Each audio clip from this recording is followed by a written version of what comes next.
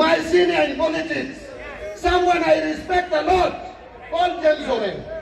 Orengo is telling us that the people who are supporting Ruto are people who joined politics 10 years and 15 years ago.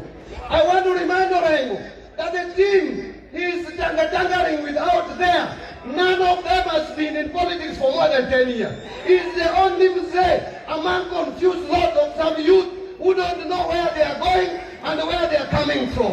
You cannot tell us that Oburu cannot be party leader and you are not offering a solution. Mr. James Orengo, Oburu left for you the position of senator Siaya. Oburu did not contest against you as governor Siaya. Please respect Oburu also. When he's given the position of a party leader, stop jealousy, support Oburu so that our community remains united, our party remains united. This party ODM belongs to the whole country. It is a national party. It is a national party.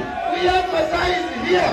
We have lawyers here. We have custom people here. They are supporting our people because of respect. It is not because they don't have leaders from their region. When they have entrusted their leadership with Oburu Odinga, let us respect Oburu, let us behind Oburu and support Oburu to take our party to the next level. ODM will produce president of this country in 2032. Upende usipende.